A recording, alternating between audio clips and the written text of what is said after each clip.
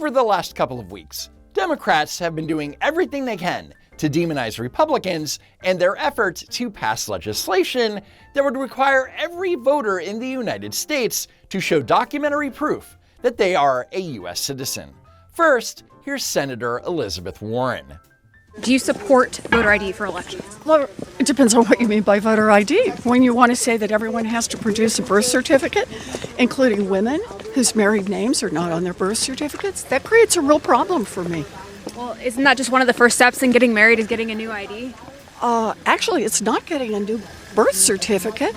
So why would you need a new birth certificate if you already have an old birth certificate? Couldn't tell you.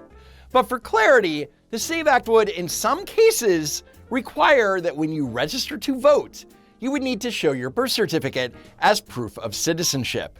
And if you're among the 51% of the US population that has a passport, you can use that as well.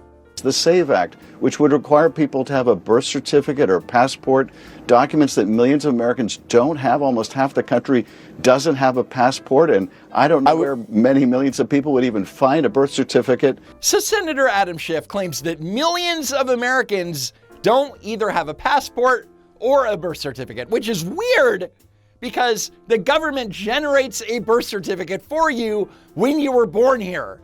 And if you lost it, that's not voter suppression, Senator. That's being called irresponsible with your own paperwork. Most people don't have a birth certificate or a marriage certificate that they can prove. We know this is what this is about. It's about voter suppression. It's about suppressing women's votes, full stop. Oh, so now they know what a woman is. How convenient. But notice that Minority Whip Catherine Clark claims that most people don't have a birth certificate.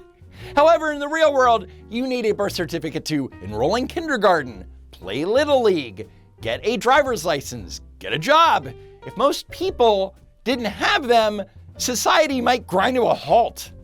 A passport costs upwards of $130 now. So what? In my hometown of Worcester, it costs $15 to get your birth certificate mailed to you. So Congressman McGovern admits that if you lost your birth certificate, that you can get a replacement for a reasonable fee, which means you don't need a passport. So not only do you have to massively inconvenience yourself to register if you want to vote, you have to pay. It's a modern day poll tax. Wait, so if I lose my driver's license and I have to pay the DMV $25 to print me a new one, is that like a driving tax? No, it's a you lost your stuff fee. And by this logic, isn't requiring me to buy gas to drive to the polling place also a poll tax? Where does it end, Congressman? The devil is in the details, right? If you have to produce a passport, for example, in order to register to vote, we have tens of millions of people in this country that don't have access to passport. Are we going to then waive the passport fee of $150 so that it's not an unreasonable poll tax to be able to show proof of citizenship? But you don't need a passport when you can order a replacement birth certificate. This is like complaining that the restaurant is too expensive because lobster thermidor costs $100, while ignoring that the cheeseburger on the menu is only $7. Nobody is making you buy the lobster. Just buy the cheeseburger, lady. The Save America Act is more extreme than the SAVE Act. The Save America Act requires American citizens to show generally either a passport or their birth certificate to register to vote. But half of all Americans do not have a passport, and a passport, as Mr. McGovern points out, costs at least $130. So Congressman Joe Morelli claims that the SAVE Act requires you to show a birth certificate or passport when registering to vote. Then goes on to say that you'll have to pay $130 for a passport. And you know what you need for a passport, right? A birth certificate. Republicans are trying to charge U.S. citizens $130 each just to vote.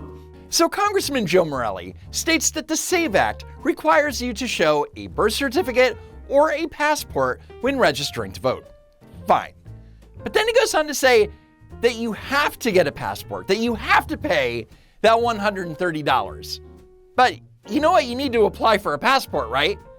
A birth certificate. Why would you need a passport if you already have a birth certificate? I have 2 words for you, Congressman. Term limits. In Michigan's 3rd district alone, 160,000 women could find themselves unable to register simply because when they got married, they didn't change both their ID and their birth certificate. So Hillary Schulten, a sitting congresswoman, thinks that when a woman gets married, she changes the name on her birth certificate. Makes sense to me. What's your problem? And watch Congressman Becca Balint nod her head in agreement to this absurd claim. They didn't change both their ID and their birth certificate. 160,000 women. The Save America Act would require your passport or your birth certificate to match your current name in order to be able to vote. If y'all got married and changed your name, your birth certificate would not match your current name. Okay, I know that this is complicated stuff for Democrats, but there is this magical ancient document called a marriage certificate. It bridges the gap between your maiden name and your married name. You bring the birth certificate and you bring the marriage certificate. Boom, problem solved. It's almost like we've had a system in place for this for like 150 years.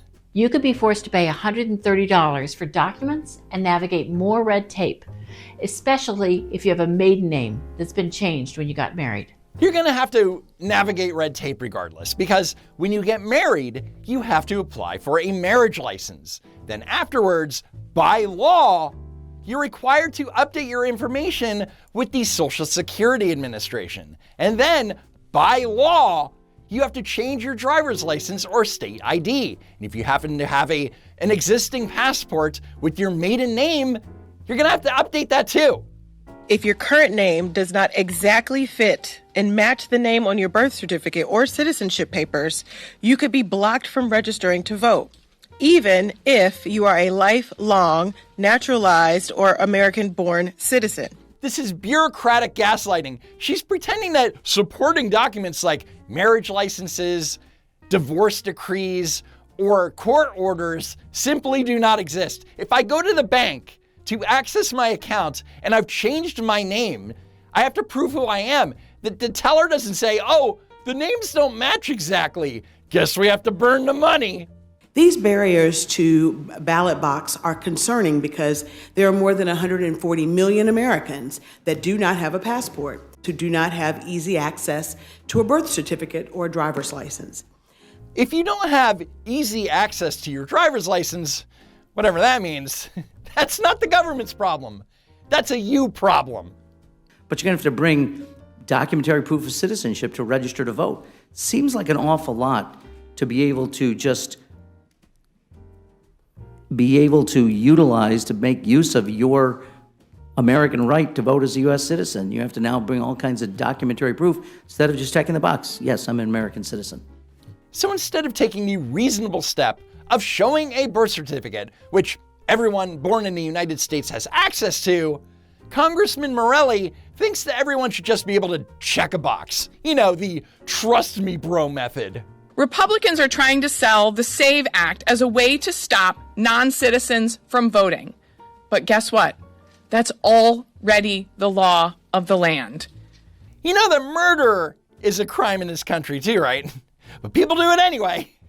Which is why we have police to enforce the law. Saying it's already illegal is not a security plan. It's like taking the locks off your front door because breaking an entry is already against the law. Why don't you do it, Congresswoman, and let us know how that works out for you. Non-citizens are already prohibited from voting. There are financial penalties, there are criminal penalties, and they will be deported as well.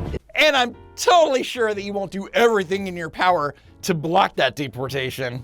It's already against the law for undocumented immigrants to vote in this country. And we know that the number of people ineligible to vote who do vote, it's minuscule. Ah, the minuscule argument. Don't worry, the amount of urine in the community pool is minuscule. I don't care if it's minuscule. I don't want any of it in there. A minuscule number of illegal votes isn't a rounding error. It's the difference between winning and losing. The only acceptable amount of illegal voting is 0. Proper voter ID is the only way to be sure. Anyway, that's it for now. Please be sure to subscribe to the channel. Head over to my super cool merch store at don'twalkrun.shop. And as always, thank you so much for tuning in, and I hope to see you next time, if there is next time.